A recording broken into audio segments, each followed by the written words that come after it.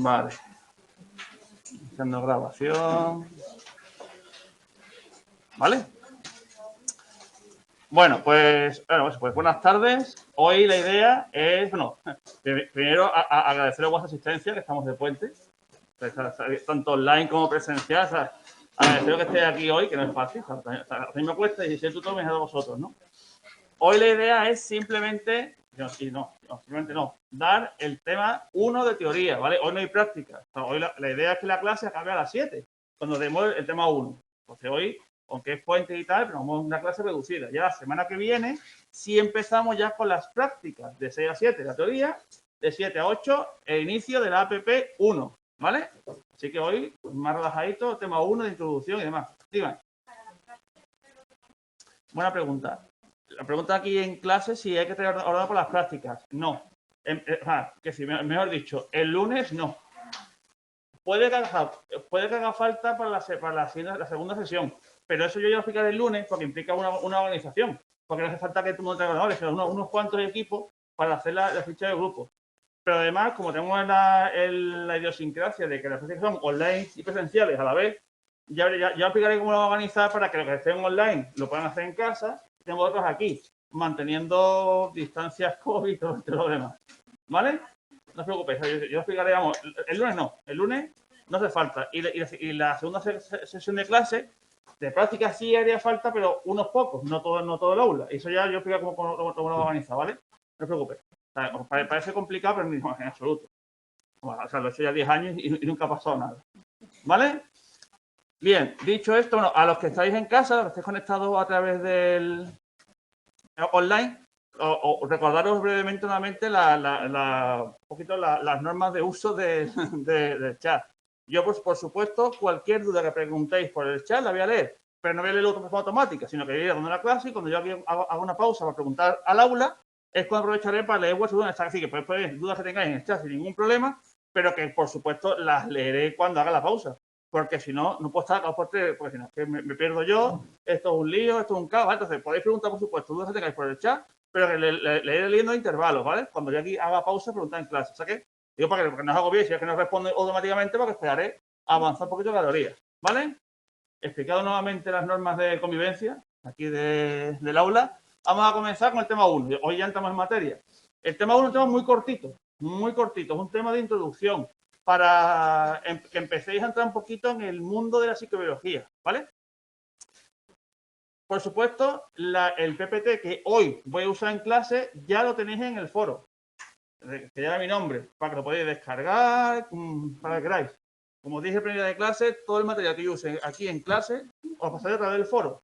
Intentaré, siempre que pueda, hacerlo con antelación, al menos antes de la clase. Lo intentaré. Dependeremos. Sí, hoy día 1, promesa de derecho a ver lo voy a hacer, quiero decir. Yo lo voy a intentar. A la semana, si estás aquí, y a lo mejor lo entregué 2 días después. Yo, siempre que pueda, antes de clase. Porque tengáis por delante, si queréis, mientras yo di la clase, ¿vale? Tanto aquí tanto los online como los que estáis aquí presenciales. Estos son los 3 epígrafes que componen el tema. Un epígrafe, digamos, introductorio, para que entendáis cuál es el objeto de estudio de la psicobiología, de la conducta, un punto de vista un poco diferente a otras materias de psicología. Después, brevemente, las distintas disciplinas que componen la psicobiología, que yo aquí en el PPT os traigo un resumen de la parte del libro y yo recomiendo que os estudiéis eso, el libro, es decir, porque es como lo importante. Quiero decir, yo ya dije primero de clase que yo en mi PPT os hago un resumen de los temas. Normalmente, es decir, a lo mejor os pongo más imágenes para ilustraros, digo, para explicar las cosas, pero a nivel de contenido es el resumen. Es lo que yo creo que es lo más importante y también, por mi experiencia, sé que es lo que más se pregunta en examen. Por supuesto, podéis usar los PPT para estudiar o incluso para hacer vuestros propios esquemas, por supuesto, ¿vale? Yo habrá veces lo diré como, mira, esta parte del tema, mejor por el PPT, porque es mi resumen. Mira, esto es lo importante, lo demás, si queréis, lo podéis leer, pero estoy por aquí, en algunos casos, ¿vale? Con algunas recomendaciones. Por supuesto, recomendaciones de alguien que lleva ya un tiempo dando asignatura. Después cada uno se organiza como quiere la asignatura, ¿eh? Por supuesto. Pero bueno, son como mis pequeños empujoncillos, ayudas que os doy para masticar algunos de los temas. Este es facilito. Habrá otro que veréis que espero que habrá otro que digo, ostras, pues mejor con Benjamín. Porque así yo me entero mejor que todo el tochazo que viene en el libro, ¿vale? Es mi idea. No solamente para mí, que intentar que no se vaya mucho a la olla y ordenado en mi explicación, sino de aportaros un resumen un toquecito de los aspectos más relevantes de cada tema. Después, las estrategias de investigación en psicobiología, que es lo que más suelen preguntar de ese tema en los exámenes, entonces si es somático, conductual, si es observacional, y además preguntan en base a ejemplos. Yo aquí en clase lo haré, os iré poniendo ejemplos de qué son técnicas somáticas o qué son técnicas, digamos, conductuales, y os preguntaré a ver si es capaz de ir entendiendo, interiorizando qué significa cada cosa. Por ejemplo, lo preguntan, ¿saben? Suelen poneros ejemplitos de una intervención conductual y tenéis que deducir qué es eso. Entonces, mi idea es aquí hacer eso. Por supuesto, explicar qué consiste cada cosa. Y después yo aquí en clase os pondré ejemplitos aquí y os preguntaré para que yo vea que vais entendiendo en qué consiste cada técnica, más o menos, ¿vale? Que es como más o menos os preguntan en el examen. Y por último, algo ya por encima, las técnicas de psicobiología. Las técnicas que usamos los investigadores para intentar, digamos, abordar los temas de estudio que componen psicobiología, ¿vale? Resumen muy amplio que es el tema. Ahora entramos en detalle. ¿Vale? Venga, sí, la M es aquí el apellido. Empezamos, la psicobiología. Pedazo de materia. Bueno, la psicobiología es una de las disciplinas que componen la psicología, como otras muchas. La diferencia de la psicobiología, los que somos psicobiólogos, somos una especie de mixto porque utilizamos técnicas y conceptos, tanto psicológicos como biológicos. De hecho, nuestro ámbito de estudio es la conducta. O sea, nosotros estudiamos la conducta. Lo que pasa es que estudiamos los componentes biológicos de la conducta. O, de esa manera, estudiamos los aspectos biológicos de la conducta. Y me diréis, Benjamín, pero ¿qué narices? ¿Pero cómo que la conducta es biológica? La conducta es psicológica. La conducta es lo que yo expreso, lo que yo digo, cómo yo reacciono. ¿Cómo narices eso es biología? Por supuesto que sí. Porque la conducta que realizamos, primero, se sustenta en una base neural, ¿sí o no? Es decir, yo me emociono porque hay centros nerviosos que reaccionan hacia algo, ¿no? Es un estímulo y hace que me emocione. Por ejemplo, si es una película de llorera, lloramos.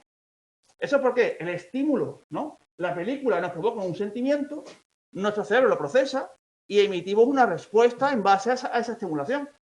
¿Eso es biología, sí o no? Sí, ¿no? Somos animales. Eso que hace la psicobiología, lo coge todo. Estudiamos los estímulos que provocan las reacciones, cómo se procesa en el organismo, el cerebro en nuestro caso, y cómo emiten respuestas. O sea, somos un poco ambiciosos, porque contemplamos, nuestro ámbito de estudio es la conducta, pero no solamente la conducta como algo observable, sino como una consecuencia de una estimulación que se procesa en el organismo. Para psicología, el organismo es el sistema nervioso, no el individuo. Es decir, a mí me da igual lo que pasa en el corazón, o lo que pasa en el hígado, o los riñones. A mí me interesa lo que pasa en el cerebro. Digo cerebro simplificar. En realidad es el sistema nervioso, para simplificar, ¿entendedme, no? Por eso nosotros cogemos el paradigma, estímulo, organismo, respuesta. Como un estímulo, digamos, es procesado por el organismo, el cerebro, y en base a este proceso de síntesis, ¡pam!, emitimos una respuesta que responde a esa estimulación. He puesto el ejemplo de la película de llorar, pero pongo el ejemplo de que aparece un león corriendo. Ese es el estímulo. Mi cerebro procesa como una agresión, ¿y qué hago? Estaba corriendo, ¿no? Es mi respuesta, es mi conducta. Y ahora os digo, ¿creéis que esas conductas que emitimos nosotros como individuos son aleatorias? O sea, son arbitrarias, mejor dicho, ¿sí o no? Tiene un porqué. Repito la pregunta. ¿Contempláis que las respuestas que emitimos los individuos se dan por un motivo? ¿Sí o no? Más alto. Gracias. Aquí un poco, gracias. Hablarme, que no doy miedo, a mí no lo pretendo. Sí. Si tiene un propósito, quiere decir que están seleccionados, ¿sí o no? ¿Qué es alguien de ciencia? ¿Cuál es el motor? ¿Cuál es la fuerza vital que selecciona las cosas? Lo dijo Darwin. No. Venga. Pero va por ahí. ¿Qué más? ¿Darwin qué dijo? Muy bien. ¿Está puesto aquí? A veces me pasa. Lo taparé recientemente, muchas gracias. Muy bien. Por tanto, las conductas son seleccionables. Por tanto, la evolución trabaja sobre ellas. ¿Eso es biología, sí o no? Porque todos estamos de acuerdo que el que un ave sea capaz de volar, eso es evolución, ¿sí? Pues todos de acuerdo. Pero en cambio nos cuesta pensar que el hecho de que yo responda con miedo hacia un agresor sea evolución. Pensáis, eso es instintivo, ¿verdad que sí? Eso es distinto. No, es que eso es que, claro, como soy inteligente y veo un león pasado corriendo. Que también, ¿no? Evidentemente. No sé. Pero eso es seleccionable. Quiere decir, la selección natural en nuestra especie ha seleccionado que la conducta de miedo apropiada es esa. Porque implica sobrevivir. Escapar del león, ¿no? ¿Veis por la película? Eso es biología, ¿sí o no? Indudablemente. Pero también es conducta, por lo tanto psicología, ¿no? La conducta es psicología. ¿Ves cuando la película? Nosotros psicobiólogos, pues yo lo soy, lo que hacemos es que contemplamos la conducta como un hecho seleccionable, como un carácter, como algo que la evolución ha decidido que para mi especie es algo adaptativo, algo necesario, algo para mi supervivencia, no es mal enfocado. Y por tanto tengo que estudiar tanto la conducta en sí, lo observable, como dónde se procesa el organismo, como qué la provoca el estímulo. Por eso, a todo este complejo estímulo, organismo-respuesta, para la psicobiología, cuidado, para mi rama de conocimiento, se llama complejo adaptativo.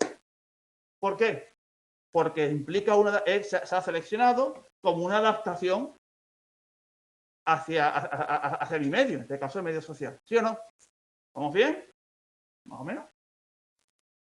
Por eso, para el psicobiólogo, la conducta es consecuencia de la evolución. Y por eso mismo os tocará un tema de evolución. No es gratuito. Es que tenéis que entender cómo la evolución selecciona las conductas. O sea, el hecho de que nos emocionemos hacia un estímulo emotivo, el hecho de que huyamos incluso el hecho de que tengamos, o tengamos relaciones sociales, es decir, las conductas sociales también se seleccionan. Para nuestra especie es recomendable estar en grupos sociales de convivencia y de cooperación. Esas conductas se han seleccionado, quiero decir, para nuestra especie. ¿Me vais pillando? Entonces, este complejo adaptativo, estímulo, como respuesta, ¿vale? Está influenciado por varios factores. Los dos principales, los factores, aquí, filogenéticos y los factores ontogenéticos. Primeras palabras de la tarde, no os preocupéis. Estos factores lo que están diciendo es que el cómo un estímulo influencia en el organismo, sistema nervioso, y produce una respuesta, se ve influenciado por dos factores. La filogenia, que es la evolución. Filogenia es evolución. La filogenia es lo que yo soy como especie, los seres humanos. Y la ontogenia es lo que yo hago, es la influencia que hago de mi vida. O sea, los cambios se producen por mi propia vida. Es decir, por el hecho de yo ser un ser viviente que interacciona con el mundo. Que hecho de forma muy burda, ¿sabes? Estoy usando, digamos, cosas muy burdas para que lo entendáis. O sea, no uso tecnicismo para que entendáis el concepto, ¿vale? Entonces, la filogenia, la evolución, es lo que yo soy por ser un ser humano, o sea, lo que lleva mi especie, o sea, todo lo que está en mis genes por ser un ser humano. Todo eso, esto es filogenia. Eso es inalterable, ¿sí o no? Sí, ¿no? O sea, es como mi bloque de contenido, es lo que yo soy. Lo que me define como ser humano. Y lo otro es la ontogenia. La ontogenia era yo con este bloque ya hecho, por ser un ser humano, cómo yo lo uso o cómo el medio me cambia a mí. ¿Entendéis los factores? Un factor que cambia digamos, lo que modifica cómo los estímulos influyen sobre el organismo y pusimos respuesta, el complejo adaptativo, influyen dos factores. Mis genes, lo que yo soy por ser humano, por lo que me identifico como especie, y cómo yo, y mi propia experiencia vital, cómo mis experiencias, mis factores ambientales, mi ambiente, va modulando, va modificando, moldeando lo que yo soy como individuo. Porque aquí todos somos humanos, se supone. Esperemos que todos somos humanos. ¿Pero somos todos iguales? No. Y yo no hablo de física. Hablo de cómo, todos reaccionamos igual. Todos tenemos las mismas reacciones hacia el mismo estímulo, pero somos todos seres humanos. Todos tenemos los mismos genes, en realidad, ¿no? Somos iguales. Entonces, ¿qué nos diferencia como individuos? La filogenia, la ontogenia. Cómo nuestra experiencia vital nos moldea. Y eso es así. Y os puedo asegurar que esto va a ser un tema recurrente en varios temas. Hablaremos de factores genéticos, biogenéticos y factores ambientales. Y veremos cómo al final todo influye. Hay conductas que son más influenciadas por la genética, que sí que vienen más determinadas por cómo soy como especie, y otras están más determinadas por cómo el ambiente, mi crianza, mis experiencias vitales me modulan. Eso va a aparecer desde aquí hasta casi el final del temario, os digo ya. Dime. Los genéticos podría ser donde vive, entonces, ¿no? Es más complejo que eso, pero sí, digamos, un factor ambiental ontogenético sería como donde vive. O sea, mira, lo voy a explicar aquí mejor. Me salto eso, es que aquí el tiro. Mira. Volviendo para atrás un poquito, para explicar lo que es, para explicarte tu duda, que está aquí metida. Entonces, claro, factores filogenéticos que modulan este complejo, ¿vale? Este mismo respuesta.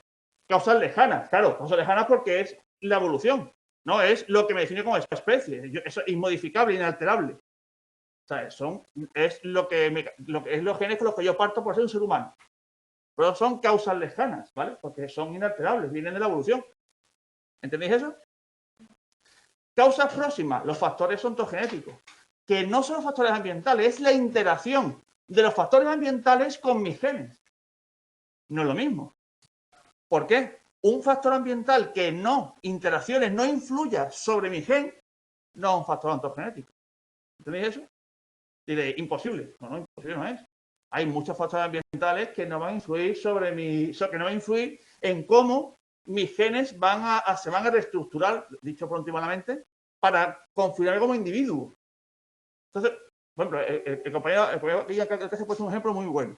Dice, el sitio donde yo me he criado, donde yo vivo, ¿es un factor ontogenético? Seguro.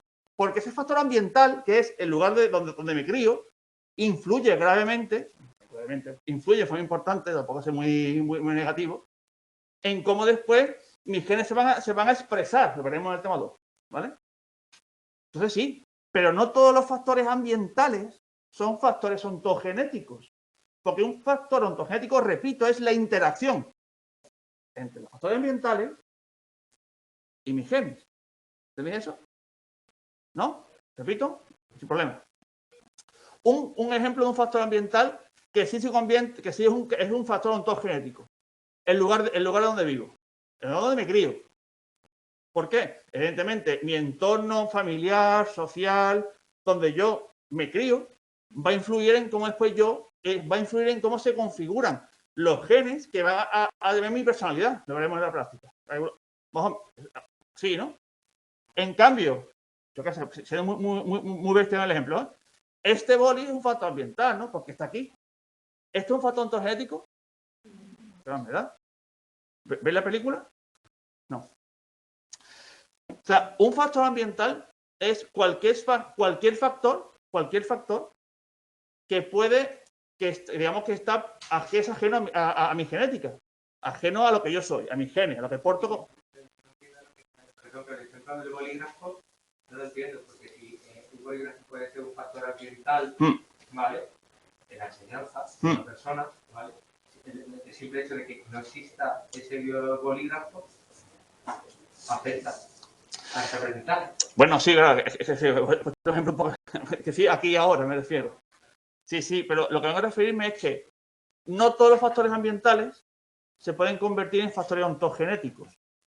Porque un factor genético es la interacción.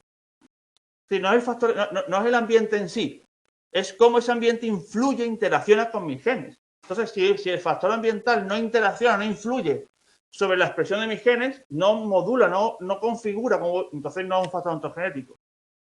Aunque esté presente en mi vida. ¿Entendéis eso? Los traumas, por ejemplo, influyen en los factores ontogenéticos. Buena pregunta. Leo aquí, por supuesto. Aquí preguntan en clase también. Claro, un trauma es un factor ontogenético, por supuesto.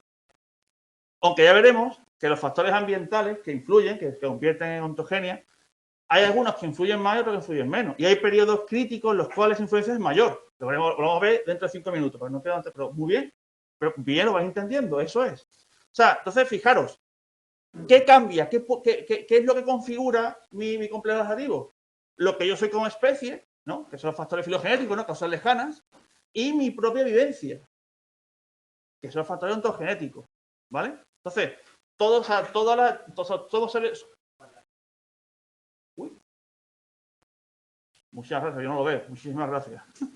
Vale, entonces, todos somos iguales a nivel de especie, gracias a los factores filogenéticos, y somos diferentes como individuos, gracias a ¿qué? Maravillosísimo, lo he entendido. Muy bien, dime. No, yo quiero preguntar, por ejemplo, un factor ontogenético sería un niño que pierde a un progenitor en edad temprana, su... Es un factor ontogenético. Cómo se genera su personalidad sería distinta a un niño que pierde a alguno de sus progenitores, pero ya más adelante, ¿eh? Por supuesto, mira, la compañera que ellos no se enteran, están aquí, no se van a enterar, están en casa.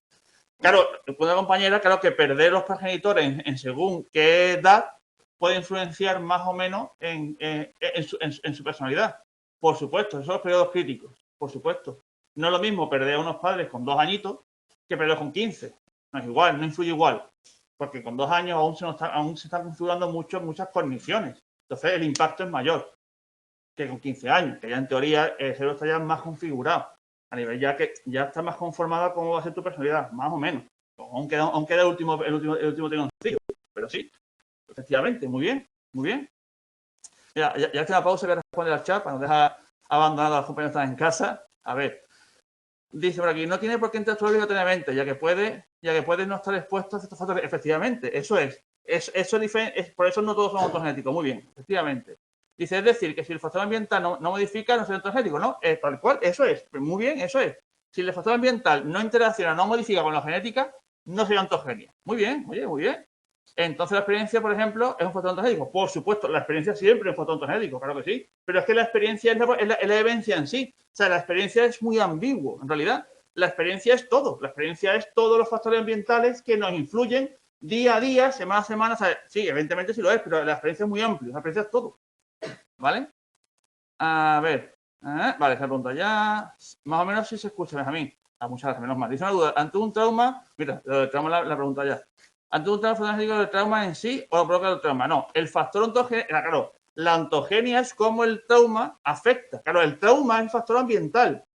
¿Cómo afecta el trauma? La genética es la ontogenia. ¿Vale? Es la modificación, es la interacción. Muy bien, buena pregunta. Muy bien, buena pregunta. Está on fire, muy bien. Perfecto. Más o menos, o sea, esto me para mucho porque es que creo que lo entendéis bien. Porque aquí, entonces, repito, evidentemente, los factores epigenéticos son estos factores ambientales, ¿vale? Epi significa por encima. Epigenéticos, por encima de la genética, ¿no? Más allá de la genética. Siempre intentaré explicar más o menos la etimología de las palabras, porque con la etimología se entiende lo que significa. Entonces, epi es por encima. Epigenética, por encima de la genética. ¿Qué hay por encima de la genética? El ambiente. Entonces, un factor epigenético es un factor ambiental, sin ninguna duda. No os preocupéis. Es casi un símil. Lo que ocurre, y aquí está la madre del cordero, que para el cerebro, para los genes, ¿qué es ambiente? Todo lo que no son los genes. Todo. Pero todo es todo. O sea, el ambiente social, la alimentación, el clima, la relación con nuestros padres, todo eso es ambiental. O sea, muchas veces pensamos en ambiental en naturaleza. Pensamos en el oso, en el bosque, que también lo es, evidentemente. Pero ambiental es todo lo que está por encima de la genética. Entonces, ambiental es todo. Entonces, ¿la epigenética es igual que ambiental? Sí. Sí. ¿A qué vosotros pensáis en ambiental? Pues eso, naturaleza. Y no. Ambiental es todo. Es lo que comemos. Es nuestra relación con nuestros progenitores. Es nuestra relación con nuestros amigos. Eso es ambiental también, ¿vale? Sí. Pero, por ejemplo, la relación con los padres es un factor epigenético, sí. Pero eso influye también en el factor ontogénico. Por supuesto, la relación con nuestros padres es un factor epigenético ambiental cuya interacción forma parte de nuestra ontogenia. Repito, los factores ontogenéticos no es el factor en sí, es la consecuencia, es la interacción. ¿Entendéis eso? O sea, que decir, la relación con nuestros padres es un factor ontogenético, no, un factor epigenético. Ahora, ¿cómo la relación de nuestros padres influye sobre nuestra conducta? Es la ontogenia. O sea, mira, es que en el chat lo han puesto ya. La ontogenia es la experiencia. Claro, es muy amplio, ¿no? Pero entiendo la experiencia como en nuestro ambiente modifica, modula lo que somos. ¿Entendéis eso? O sea, el factor epigenético o ambiental, que es lo mismo, es el factor en sí, es el caso concreto. La ontogenia es la influencia que tiene, es cómo nos modifica, cómo nos altera, cómo nos reconstruye. ¿Entendéis eso? Si, por ejemplo, una persona tiene mala relación con sus padres, pero eso no afecta a su personalidad, no sería... Claro, o sea, digamos que si la mala relación con sus padres no altera a su personalidad, no sería, o sea, no afectaría en su ontogenia, claro. Pero repito, una cosa es el factor ambiental, que es el caso concreto, el hecho, y otra cosa es la ontogenia. La ontogenia es cómo este factor ambiental influye, modifica la genética. ¿Vale? Y por tanto, modifica, modula nuestra conducta o nuestra personalidad.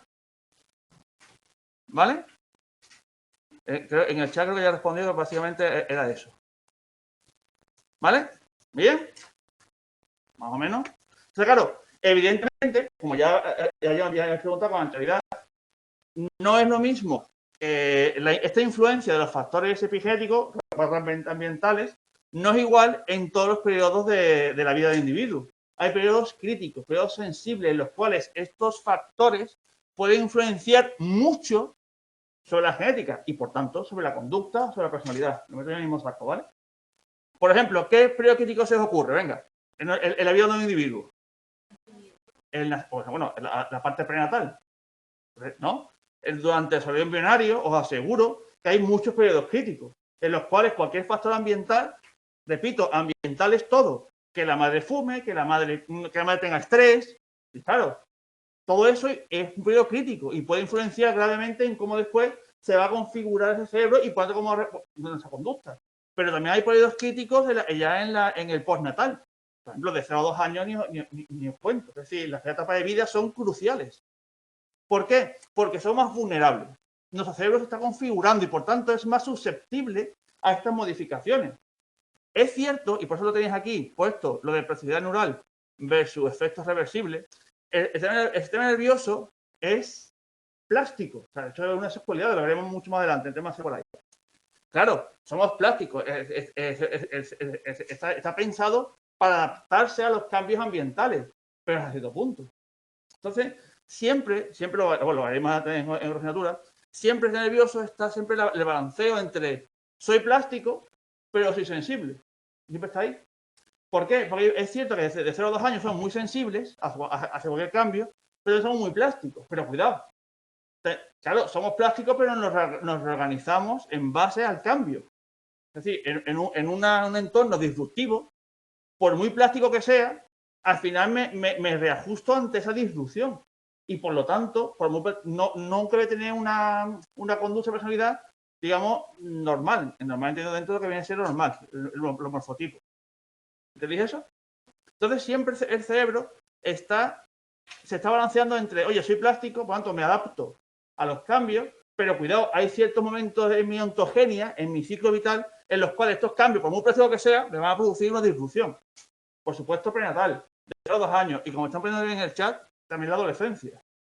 La adolescencia, entended que es el último reajuste a nivel de personalidad, sobre todo de personalidad, incluso de forma de ser. Entonces, la adolescencia es un periodo crítico, por eso muchas veces el consumir ciertas sustancias, que no diré en clase, porque estamos en sitio académico, en la adolescencia puede producir problemas graves a nivel de cambios conductuales, incluso aparecer ciertas enfermedades, digamos, psicológicas, porque es que es un periodo crítico. De hecho, es de los últimos periodos críticos que tenemos en realidad. De adultos no es que no seamos, ya adultos, ya en teoría, tenemos un cerebro configurado en el cual ya es más difícil de cambiar, somos menos plásticos, ya de adultos. Lo que sí que no podemos aprender, aquí está la prueba, por supuesto podemos aprender. Pero ya el cerebro es menos moldeable, por tanto, eso, la parte buena que tiene es que somos menos propensos a periodos críticos. ¿Entendedme eso? Entonces, la adolescencia es el último. No es que si de adultos no tengamos, pero ya es distinto. Ya somos más rígidos. La parte buena es que ya estamos más configurados, ya preparados para enfrentarnos al mundo cívico y social. La parte mala es que nos cuesta más aprender. somos más rígidos a la de aprender cosas nuevas, aprender nuevos conocimientos, ¿no? Porque es normal. Oye, 50-50, ¿no? Y lo bueno todo es malo, ¿vale? ¿Más o menos vamos bien? ¿Vais siguiendo? Sí, perfecto. Voy a leer el chat, hacía una mini pausa. Muy bien, muy bien en el chat. Ahí está, adolescencia, infancia. Sigo sin entender la diferencia. La diferencia es eso, o sea, los factores ambientales son los hechos. El ambiente donde te has criado, la relación con tus padres, el consumo de sustancias, esos factores ambientales o epigenéticos, es lo mismo. Ambiental es lo mismo que epigenética. La ontogenia es cómo esos factores influyen, interactúan, modifican a tus genes, ¿vale? Así de simple en realidad. A ver si lo entiendo bien. Los factores epigenéticos, perfecto, muy bien, eso es, tal cual, muy bien. Por eso es más fácil aprender idiomas, claro, efectivamente, claro, por eso es más fácil aprender idiomas cuando eres un niño que cuando eres adulto. Que no es imposible, ¿eh? Cuidado, no creo aquí hundiros en la miseria. Que decir, me explico, que sea más fácil no quiere decir que sea imposible, ¿eh? Joder, yo que sí, siempre todos los años, digo, no quiero yo día uno ya, no puedes aprender, no, ni muchísimo menos. Vale, el chat siguen reforzando lo de la infancia. Vale. No, la plasticidad es muy sencillo. La plasticidad es que el sistema nervioso está diseñado para adaptarse a los cambios. De hecho, así es como reaccionamos de fase activa a nuestro entorno. Respondemos hacia los estímulos y modulamos la respuesta en función de la experiencia. No somos plásticos. Lo que pasa es que la plasticidad tiene sus periodos de máxima plasticidad, que son los periodos críticos: infancia, adolescencia y, por supuesto, prenatal. En adulto también, pero un poquito menos. ¿Vale? No es imposible, pero un poquito menos. Vale, por aquí también, ¿vale? Siguen explicando, vale, ontogenia, ¿vale? Muy bien. Lo entiendo, maravilloso. Por ejemplo, una persona que consuma porro. sabía yo. Una persona que consuma porro, el consumo de porro es un factor epigenético con capacidad de influir en sus genes. Y el adulto que ha desarrollado esquizofrenia a consecuencia de esto, su conducta Vale, o sea, resumiendo, haciendo un resumen rápido, sí, consumir sustancias, digamos, estupefacientes, como puede ser la marihuana, es un factor epigenético, porque es un factor ambiental. Si ese factor ambiental epigenético se hace durante la adolescencia, su impacto ontogenético es mayor que la adultez. Muy bien. ¿Entendéis así? ¿Mejor así? Al final, buen ejemplo ahí en el chat. Muy bien. ¿Vale? Vale. Entonces, ya ahora acabar esta parte del tema, por fin, ¿no? Me paro un poco porque creo que entendéis bien esto. Ya veréis que lo voy a más rápido. La conducta, la definición de conducta para un psicobiólogo, o sea, para mí, ¿qué es? Son las manifestaciones públicamente observables, es decir, que lo que yo puedo observar, reguladas por sistema nervioso o endocrino, por eso tenéis un tema 3 ahí de neuroendocrino, porque las hormonas también influyen mucho en la conducta, del animal como un todo, es decir, o sea, como individuo, ¿vale? ¿En respuesta a qué? A una estimulación externa, quiero decir, para un psicobiólogo la conducta no es simplemente lo que puedo observar, es lo que puedo observar debido a una reacción del sistema nervioso porque ha reaccionado ante una estimulación externa de forma adaptativa, quiere decir, porque implica una respuesta que se ha seleccionado, ¿no? que se adapta a su medio. Esto es una definición biológica de la conducta, si os dais cuenta, ¿no? Es algo observable que surge del sistema nervioso o endocrino. ¿En base a qué? En base a una estimulación externa con la función adaptativa, la función de adaptarse ante esa estimulación. Bien, esta definición de conducta para la psicobiología, que no es la única. Ya después cada rama de psicología adapta, por ejemplo, cuando veamos más adelante el aprendizaje, veréis que conducta es otra cosa para los del aprendizaje.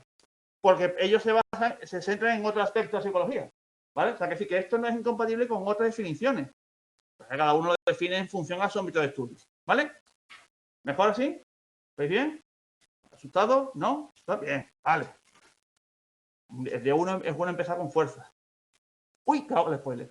Entonces, claro, eso es la conducta, la cuestión. Y también es conducta los procesos mentales. O sea, que decir, un proceso mental, por ejemplo, puede ser lo que sé, pues la memoria. ¿Eso es conducta? ¿La memoria? ¿Es conducta, digamos, cuando estamos, digamos, hablando con nosotros mismos? ¿Eso es conducta? ¿Sí o no? Sí, no, sí, también el chat, sí, no, debate, sí, no. No, ¿es observable? ¿Yo puedo observar lo que estoy pensando ahora mismo? Hombre, si fuera un mago, sí, pero no puedo. Entonces no es observable. Si no es observable, no es conducta. La conducta debe ser observable. Entonces, un proceso mental no es conducta. No es conducta porque no lo puedo observar. ¿Sí o no? Pero en cambio creéis, no, sí, claro. Si creéis que el proceso mental es ámbito de estudio de psicología, ¿por qué? Ahí estaba en el cordero. ¿Por qué? No. Sí, sí, eso es cierto, pero no por los tiros. Porque influye, porque es una respuesta, ¿no? En el chat lo han dicho. Los procesos mentales se ejecutan porque sí. Eso por supuesto, o sea, eso es cierto. Y tienes a la compañera, eso es cierto. Pero más allá, ¿se desencadenan solos? Muy bien, recordad mi conversador adaptativo, ¿no? Estímulo, organismo, respuesta. La respuesta no lo puedo observar, eso es cierto. Pero se provoca por una estimulación. O sea, que sí, aunque no lo creáis, incluso nuestros pensamientos se saltan porque una estimulación interna, ¿vale? Pero es por algo. Y además dependen del sistema nervioso. O sea, todo lo que hablamos de raciocinio, memoria, todo eso se produce por una actividad neural. Por tanto, sí es ámbito de la psicobiología. Por supuesto, y tenéis razón también, los procesos mentales en muchas ocasiones después desembocan en conducta. Me pego 2 horas donde vuelta la cabeza y decido irme a trabajar. No, tampoco, ¿no? O decido ponerme un helado. Cierto. Pero la conducta, o sea, pero entonces esa conducta de comerme un helado, su estímulo es el proceso mental. ¿Entendéis eso? Pero la conducta, pero en sí mismo no son conductas, ¿vale? ¿Mejor así? ¿Sí? Perfecto. Vale. Vale, en el chat también están ahí. Estructura neural, eso es. Porque influye, no observar, no es conducta. Muy bien, oye, muy bien. Muy bien. Ha preguntado uno, claro, dice, ¿si hablas en voz alta contigo mismo? Sí. Pero claro, pero si hablas contigo en voz alta, ya es observable. Entonces ya no es proceso mental. Claro. Entonces, eso sería trampa. Eso es hacerle trampa al investigador. No que estén por el investigador, que ya tenemos ya muchas estrellas. Si pueden expresarse, no. Si eso es. Si no se expresa, muy bien. No es conducta, muy bien. Y aquí, efectivamente, está neural, una persona con mayor capacidad de atención y concentración da respuesta diferente a diferentes estímulos. Sí, claro, pues depende de cada persona, claro. Forma parte del procesamiento, muy bien, vale. Ve el estímulo de resolución, vale, muy bien, perfecto. Oye, en el chat está también muy bien. Entonces pueden ser estímulos o parte del proceso de... Claro, digamos, pueden ser estímulos, un proceso mental puede ser un estímulo de una conducta observable. Claro, es lo que la desencadena. Muy bien ahí, muy bien, perfecto. Muy bien, bueno, lo tenéis aquí, ¿vale? No es conducta, ¿vale? Pero sí son procesos que las modulan, o sea, que las desembocan. Pero por eso que ese ámbito de psicología es por eso, porque su base neural, o sea, tiene una base neural que lo provoca y además hay unos estímulos que lo desencadenan. Muy bien, oye, muy bien ahí, perfecto. Muy bien también en casa en el chat. Segunda parte del tema. Yo en esta parte voy a ir más rápido, pero porque en el libro es una página y media. Tampoco es que sea muy... Ah, perdón.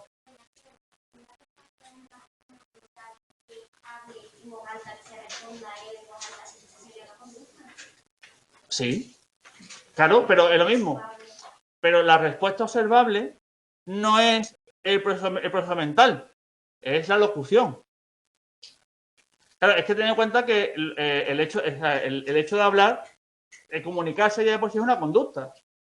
Social, ¿no? De comunicación. Entonces, una persona tenga un estado mental y hable en voz alta lo que piensa, tú realmente estás observando la locución, no su pensamiento. Puedo escuchar a lo mejor a mi madre tener conversaciones con ella misma, pero me refiero cuando hay una persona que tiene una conversación como si fuese con otra persona, pero es el sol. Sí, la esquizofrenia, por ejemplo. Sí, sería una conducta. Pero está la misma, pero sí, te entiendo, pero claro que la conducta observable es la la conversación de esa persona consigo misma o con su persona imaginaria. Pero no es el proceso mental. Porque yo no puedo saber lo que está pensando. Yo puedo saber lo que está diciendo. Pero lo que está diciendo lo que dice no tiene por qué ser lo que está pensando. ¿Ves la diferencia? La conducta y la conversación. Sí. Pero no el proceso mental que la desencadena. Porque si yo no lo sé. Yo me lo puedo imaginar, pero no lo sé. Por lo tanto, no es conducta. ¿Vale? Dime. ¿Una crisis de ansiedad sería conducta o proceso mental? Una crisis de ansiedad es conducta. Porque de hecho es la conducta ansiosa. De hecho, muchas veces la crisis de ansiedad tiene conductas observables y también conductas no solo, porque las conductas somáticas de sudoración, taquicardia. Diré, bueno, es observable si yo veo el sudor. Bueno, ya, bueno, sí, si lo estudio así, o le pongo un para electro, sí. Pero, digamos, a simple vista, la conducta que tú observas es la conducta, digamos, ansiosa, mejor de agitación y demás, ¿no? Pero, eso sí, eso es conducta ansiosa. Está ahora. ¿Y la emoción? ¿Cómo está? Claro. La psicología no se tiene en cuenta la emoción. La psicología estudia las emociones. De hecho estudiaréis un tema de emociones en segundo, solamente de emociones. Lo que pasa es que la psicología, cuando estudia las emociones, estudia tanto el proceso mental de la emoción como las respuestas emocionales. Y ya veréis, que no quiero hacer spoiler, ya en segundo de carrera, esto que lleguéis todos allí con fuerza y con ánimo de seguir en psicología, veréis que diferencian muy mucho lo que es la emoción como cognición, que es lo que es el proceso mental, de las respuestas emocionales, que son lo observable. Por ejemplo, la respuesta de miedo es una cosa, que es la respuesta de miedo, salir corriendo o tal, y otra cosa es el miedo como cognición, cómo yo entiendo y proceso el miedo. Una cosa es la respuesta amorosa, la respuesta, y otra cosa es cómo yo entiendo el amor, cómo yo lo proceso. Y es que las emociones son muy delicadas, es una chulada. Porque una cosa es cómo lo procesas y otra es cómo las expresas. Lo que expresas es la respuesta emocional, conductual. Como la procesa es la cognición. La cognición es un proceso mental, que no es conducta, pero desencadena conducta, como hemos dicho antes. ¿Mejor así? ¿Más o menos? Ahí. Bueno, no. Dime. Muchas veces los ataques de pánico, de ansiedad, no son visibles, ya sea porque la persona. Pero aquí lo tenemos también. Eso, entonces, ¿cómo dice que es una conducta si no se ve? No, repito, es que me ciño rigurosamente a la definición. Una conducta es un acto observable. Todo lo que yo no observo no es conducta. A menos no es conducta, lo que yo no observo. Entonces dice, ¿yo cómo lo sé? No lo sé. Yo solo puedo saber, yo solo puedo definir conductas ansiosas, como he dicho antes, aquellas conductas que yo veo, que yo observo. Todo lo que le pasa a por la mente o que tenga él, que yo no son conductas. Es que yo sé que puede ser como muy demasiado tajante, pero es así. Una conducta es un hecho o un acto observable y medible, como bien ha dicho en el chat. Todo lo que sea observable y medible no es conducta. Será otra cosa, pero no es conducta. O en primer, si sigues conmigo en aprendizaje, de eso os voy a dar. Pero es que es así, quiero decir, es que es así de riguroso. No, yo os voy a dar una definición mucho más amplia. No es que os voy a tosigar. Dime. Por ejemplo, un trastorno de la conducta podría ser causado por una lesión en el cerebro. Por supuesto. ¿Y eso qué factores? Es que puede ser también, las lesiones pueden ser lesiones físicas, es decir, un trauma, un ictus, pueden ser lesiones químicas por consumo de estupefacientes, pueden ser lesiones genéticas. Muchas. Nunca, eso lo digo de ya. La investigación, las causas que provocan los trastornos son amplios y hay tanto genéticos como ambientales y de los dos. Es que, tranquilos que eso, en la carrera hay las clínicas, para eso, os van a explicar más exclusivo todo eso. Yo no quiero poner mucho más porque al final, como podéis ver, yo me rollo un montón porque me gusta mucho el diálogo, pero al final, claro, al final no hago los temas. Porque al final voy siempre apuradísimo. Pero sí, hay muchas causas, ¿vale? Que no quiero parar mucho más, ¿vale? Vale, siguiendo, bueno, las disciplinas. Que haga el tema hoy como sea. Las disciplinas son las diferentes ramas, diferentes cajoncitos de, digamos, la psicología es muy amplia, como podéis ver, ¿no? Es un área súper amplia. Entonces, lo que hace cada investigador se centra en una parte concreta de la psicobiología. A cada parte concreta es una disciplina.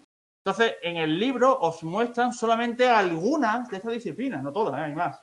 Entonces, yo lo que he hecho ha sido, en vez de, para facilitaros el estudio de esta parte, que es una página, 2 páginas con el libro mucho más, os recomiendo que sigáis mis diapos, porque podéis ver un resumen de qué consiste cada una de las disciplinas. Y ya está. O sea, que si no, o sea, no tenéis que, créeme, no, que no tenéis que entender mucho más que esto. Entonces, os recomiendo, por mi experiencia, que en vez de ir al libro, cogéis mis diapos, entendéis qué hace cada disciplina y se acabó. A grandes rasgos, ¿vale? A grandes rasgos, la psicología evolucionista estudia la evolución. O sea, cómo las conductas han evolucionado a lo largo de la filogenia, a lo largo de la vida de una especie, ¿vale? Desde que apareció hasta la actualidad.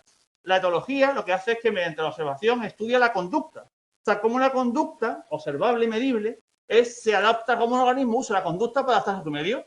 Para la etología, por ejemplo, estudia pues, la conducta pulsada de los pájaros, pues eso es etología. Pero solo la conducta, o sea, no vamos más allá, ¿vale? Se centra solo en la última parte, le da igual todo lo demás, ¿vale? La neurotología lo que hace es que estudia la conducta, pero no se centra solamente en la conducta, sino que estudia las bases neurales de esa conducta. O sea, un neurotólogo lo que hace es que estudia la conducta de los pájaros, pero además estudia qué regiones neurales es la que está implicada en esa conducta. Es una ampliación de la etología, como podéis ver, ¿no? La sociología es una parte específica de la etología que estudia las conductas sociales, tanto humanas como animales. O sea, que dentro de todas las conductas que puede desarrollar un animal, incluido nosotros, se centra en las conductas sociales. Yo qué sé, pues, por ejemplo, una social puede ser la conducta de apareamiento social, porque es una interacción social, por ejemplo, ¿vale? Puedes ver, todo esto son como cajoncitos de que estudia, hace un zoom en una parte concreta de todo el complejo adaptativo, ¿vale? Voy rápido porque es para que entender por encima, que no hace falta mucho más. O sea, que no voy rápido para avanzar, que también, sino porque es más simple. Genética de la conducta. ¿Qué hará? Estudiará los genes, el gen que está detrás de las conductas. O sea, es decir, entonces, de todo el complejo adaptativo, coge al organismo, coge al cerebro y coge nada más que los genes, le digo a todo lo demás. Lo que pasa es que la genética de la conducta lo puede centrar en enfoques. Digamos, se centra centrada en el gen, que es decir, que solo mira esa secuencia, estudia los genes concretos que están participando en cada conducta y se acabó. O sea, no va más allá. O sea, le da igual después el gen cómo interaccione o cómo el gen después se exprese, le da igual. Quiere saber qué genes están detrás de cada conducta. El gen 3, el 4, el 5, que sea, ¿vale? Pero ya está. Le da igual lo que hace el gen. O sea, le da igual cómo el gen después se expresa, cómo después el gen se expresa para producir una conducta. ¿Entendéis eso? El centrado de la fisiología, en vez de centrarse en la lista de genes, se centra en cómo los genes se expresan, cómo los genes se modifican, cómo los genes lo veremos en el tema, ¿no? Cómo se convierten en proteínas para modular la conducta. O sea, va un poquito más allá. Y centrado en la conducta, lo que hace es que, vale, identifica el gen, pero después lo que quiere ver es cómo ese gen modula la conducta. Pero en los tres centros, lo que implica, lo importante es la genética, ¿no? Es decir, no es, en la genética, esta gente no estudia los factores ambientales, les da igual. No estudia la ontogenia, les da igual. Quieren saber qué genes están detrás de cada conducta. Y lo pueden hacer viendo solo el gen, y ya está, viendo cómo el gen se expresa, o viendo cómo la conducta, viendo cómo el gen produce una conducta. Pero siempre el gen siempre la genética es la protagonista. ¿Entendéis eso? Un ejemplo, mira, por ejemplo, hay por ejemplo, el gen FOXP2 es el gen del lenguaje. O sea, se sabe que es el gen que está detrás de que nosotros, hoy, porque yo soy capaz de hablar, más o menos bien. O sea, de la genética de conducta se centraría en estudiar cómo el gen P2 influye en el lenguaje. Centrado en el gen, solo hace que estudie las variaciones del gen. El gen FOXP2X, el Y', cuánta diferencia en el gen FOXP2 es el que está detrás del lenguaje. Centrado en la fisiología, sería cómo se expresa el gen. Cómo el gen después se expresa y produce una proteína que es la que después producirá, yo qué sé, los cambios, la articulación y demás. Centrado en la conducta es cómo ahora ese gen produce todos estos cambios morfológicos para yo ser capaz de hablar. Pero siempre el protagonista, ¿qué es? El gen. Me da igual me da igual qué factores ambientales están por ahí, me da igual. Yo quiero saber el gen. Lo puedo hacer centrado en el gen centrado en cómo se expresa o centrado en cómo influye la conducta, pero siempre en la genética. Me da igual todo lo demás. Psicología de desarrollo. Hoy me voy a ahogar aquí mismo, ¿no? Psicología de desarrollo. Lo que hace es que estudia todos los factores genéticos y epigenéticos, pero solamente al principio de la ontogenia, solamente en las primeras etapas de vida. ¿Por qué? ¿Qué ocurre aquí? Muy bien, son los periodos críticos, ¿sí o no? O sea, la psicología de desarrollo lo que hace es que se centra en estudiar todos los factores genéticos y ambientales, pero en los primeros años de vida. ¿Por qué? Porque donde están hay más periodos críticos. Entonces, es un estudio exhaustivo de la psicología, pero te lo ajustas al principio de la ontogenia, porque donde hay más periodos críticos, donde es más influenciable, como has visto, ¿no? Los factores ambientales sobre la genética. ¿Vale? ¿Vais bien? Psicología fisiológica, que básicamente es mi rama de la psicología. Tranquilo, no me explicaré mucho más. Lo que hacemos es que estudiamos las bases biológicas del comportamiento, utilizando manipulaciones. Lo que hacemos es que manipulamos al sistema nervioso y vemos cómo esa manipulación influye sobre la conducta. Yo qué sé, si yo quiero saber si el hipocampo influye en la memoria, cojo un animal, le quito el hipocampo y veo le quito el hipocampo y me forma la cara, le quito el hipocampo y veo cómo ese animal sin hipocampo pierde o no la memoria. Yo intervengo, o sea, estudio las bases neurales del comportamiento y la conducta, alterando el sistema nervioso y comprobando que ocurre esa alteración. La psicofarmacología es lo mismo, pero la alteración es química. Lo que hago es que introduzco un fármaco y ese fármaco produce una alteración en el sistema nervioso. O no, o a lo mejor sin producir alteraciones, estudio la farmacología de un sistema. Memoria, aprendizaje, emociones, veo los neurotransmisores y cómo diferentes drogas pueden alterar este sistema de neurotransmisión. Son muy parecidas la psicología fisiológica y la psicofarma. La diferencia es que la fisiológica es más intervencionista, va haciendo lesiones o estimulaciones, y la psicofarma, que también es intervencionista, pero es más con fármacos, con drogas. Drogas, si cualquier sustancia ajena al cuerpo es una droga, que si una droga es todo. Porque no tengo idea. Incluso el ibuprofeno es una droga, porque es un fármaco que está ajeno al cuerpo. La droga no es todo, digamos, estupefaciente, ¿vale? Vale, la psicofisiología es otra rama de psicología, que estudia los cambios fisiológicos en los seres humanos, sin alterarlos. Es decir, son usar técnicas de registro. Yo qué sé, pues cuando te hacen un electrocefalograma y estudian cómo son tus potencialidades de acción, o cómo es tu actividad neural, mientras te emocionas, por ejemplo, ¿no? Entonces, te ponen una peli de llanto y ahora te registran todo el cerebro. Y están viendo, mientras tú estás llorando o estás emocionando, qué regiones están activando sin intervención. De que no estoy manipulando ni estoy tocando nada.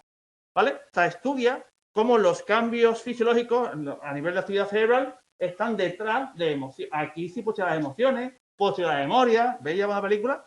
Puedo estudiar procesos mentales. ¿Veis? Perfectísimo.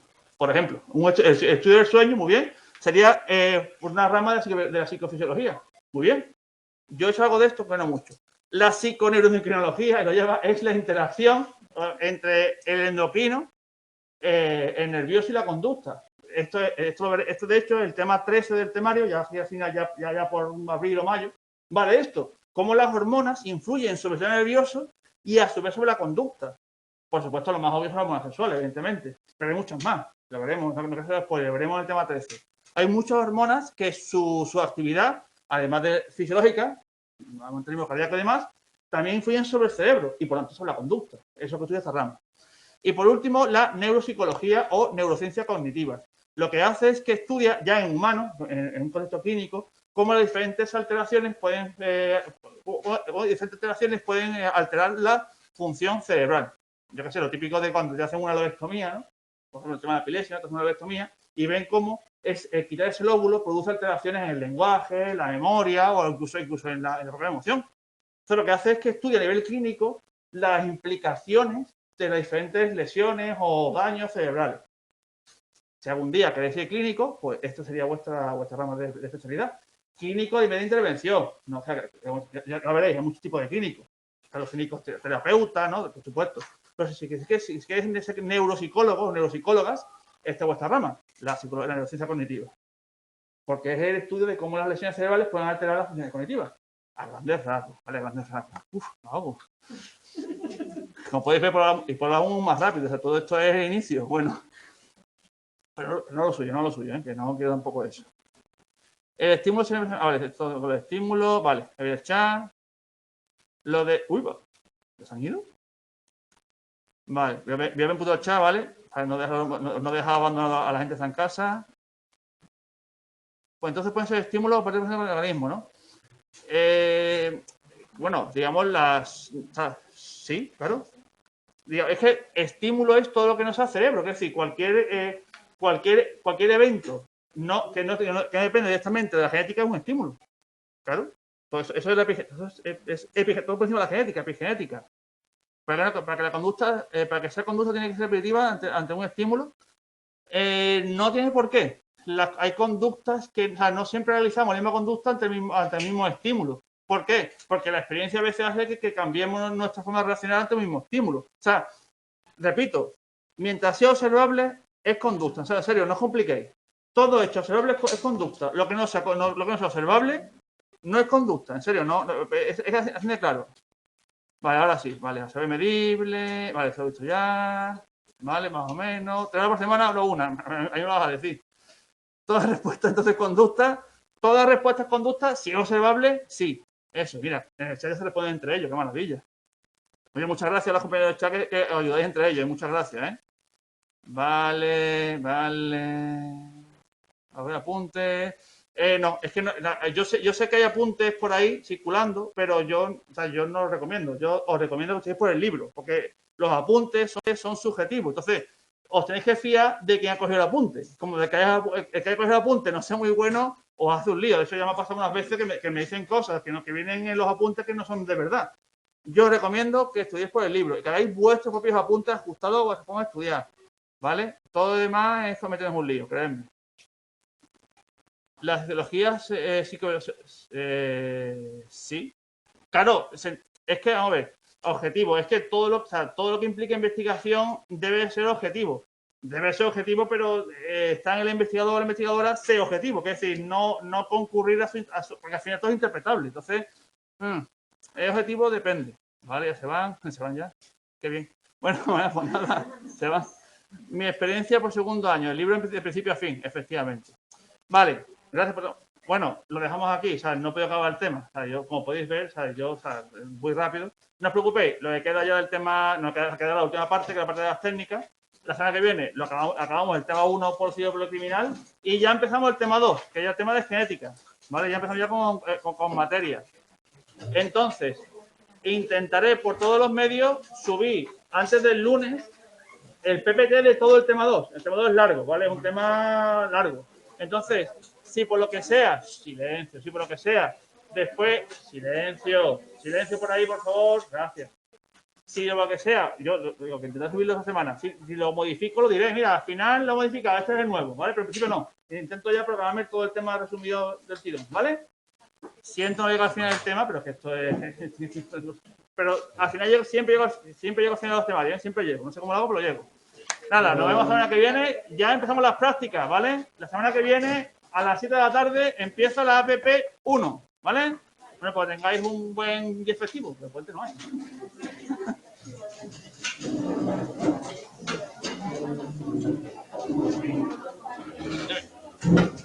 ¿Recomendación entonces al final que estudiarse el libro entero o con esto es suficiente? Mi recomendación es que utilicéis mis diapos para saber qué es lo más relevante de cada tema. Pero después no quiere decir que puedo preguntar cosas que yo no explique en clase. Es decir, yo en clase explico lo que yo creo que es lo más importante o lo más difícil. O sea, que con esto no sería suficiente. No, pero sí lo puedo utilizar para saber a mí. El tema 1 le dio relevancia a esto y esto. No me lo leo, pero yo esto me lo estudio bien. O sea, que a lo mejor, por ejemplo, como el último mes antes del examen, sabes súper bien, pero llevar lo otro ya releído y esto ya lo último perfecto. Efectivamente. Algo así, ¿no? ¿Sí? O incluso para tú reforzar. Vale, a ver, de todo el tema, ¿tengo claro lo que has en clase? Vale, pues eso muy bien. O sea, hacerte tu propio resumen con todo, entenderlo, pero lo último que te estudia ya a la perfección esto. Para decirlo ya esto claro. Es mi recomendación, es que su estilo. que llegar y empezar a resumir y 8 de primer tiempo cuando he visto tan mal, digo, Claro, a mí me ha pasado eso, yo esto lo entendí mucho mejor. Llego al primer tiempo, tengo tarjeta, el resumen, en lo otro, y ahora veo todo entre diapositivas, me queda un poco más. Claro, porque claro, yo hago el cojo en mamotreto y lo mastico, aunque no lo crea, lo resumo, aunque después incluso no, me relío, pero intento como yo mis presentaciones, además de intentar yo seguir un hilo más argumental, es hacer eso, es coger todos los temas y condensarlo lo que yo creo que es lo más importante. Pero lo que yo creo porque también sé que se pregunta más. Y a mí lo que me pasa es que llevo una semana resumiendo, se me tarjetas con el nombre que si tal y que si otro, y cuando llega me has dicho con esto, y ya me he quedado que digo, no sé si ir por detrás de él, esperando a que él ponga los temas y sobre lo que él ha hecho, o ir por delante con los temas resumiendo. Claro. Me ha surgido ahí la... Yo voy a intentar siempre, si no, lo voy a hacer, subir los temas antes de las clases, o sea, la semana de antes. Claro, eso que por ejemplo el tema 2 vamos a dedicarle más de 2 clases. Digo, ya, yo si son 2, pero yo son más. Lo que yo veo, lo que sí yo hago es, aunque tengo puesto que el tema sí te voy a dar en enero, ¿no? Por ejemplo, que el último tema de enero, yo lo subo antes de Navidades, ya. ¿Para qué? Para que aunque demos el tema en enero, ya tengáis de mi parte, claro, que lo vayas entendiendo cuando lo vayas a efectivamente, o sea que ahora mismo estoy más preocupado porque, aunque esté día a día, pero más o menos, pero yo antes de Navidades sí subo ya todo ya. Para que tengáis todas las Navidades ya con todas mis presentaciones. Aunque después el tema 6 lo acabemos en enero, vale. Pero ya sí, sabéis... pero ya lo tienes machacado, ya, efectivamente. ¿sabes? Ya es darle los últimos matices. Yo creo que va a seguir como tenía pensado. Bueno, no te he convencido. No, sí, pero que vale. Ya te lo sabes perfectamente y lo otro un poco... Yo creo que me voy a centrar en la diapositiva y ya voy comparando un poco así con el libro, pero me centro más en la diapositiva para los más chochos. Vale. ¿Sabes? Si ya tenéis vuestra cada uno, claro. Benjamín, una pregunta, porque yo no pude venir a la presentación. Yo es que trabajo, entonces yo voy a intentar venir todas las prácticas de 7 a 8, pero si no me da tiempo porque me puedo conectar desde el móvil y verla, hacerlo online. Tú puedes hacer práctica online. Digo, te conectes con el móvil o te conectes con el ordenador. Mientras asistas y atiendas no hay problema. Vale. Eso porque digo, bueno, y se puede hacer, si un día puedes venir en plan presencial. Sí, si tú tranquila que yo cuando demos las prácticas paso lista en clase y también me sacaré la lista de participantes en el chat, en Inteca. Vale, genial. Muchas gracias. Nada, hasta luego. Perdón, que no he respondido en casa, disculpadme. No, hoy no. La primera práctica empieza la semana que viene. Sí, la tutoría, la grabación quedará en Inteca. Sí. Para que la podáis visualizar la vez que queráis. Eso es. Vale, vale, perdón. Dice, nada, todo lo que he preguntado. Vale, pues perfecto. Nada, perfecto. Nada, o sea, lo que estoy en casa, disculpadme, como podéis ver, intento estar pendiente en el chat, ¿vale? O sea, intento después, cuando haga pausa en clase, ir leyendo el chat, ¿vale? No os preocupéis. Vale, perfecto. Eso es, todas las presentaciones que uso aquí en clase las podéis descargar desde la propia sala, ¿vale? Lo tengo disponible para que os facilite la descarga de las cosas, ¿vale? Vale, perfecto. Oye, muchas gracias a los que estáis en el chat por responder también a los compañeros, ¿eh? Muchísimas gracias. Vale. Estoy leyendo, ¿eh? ¿Perdona, tipografía? No.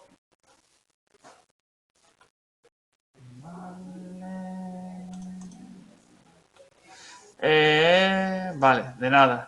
Dice, las tabulaciones las tenéis en el campus virtual de asignatura. Donde pone cuestionarios, picáis ahí, aparecen, ¿vale? Las tabulaciones por temas.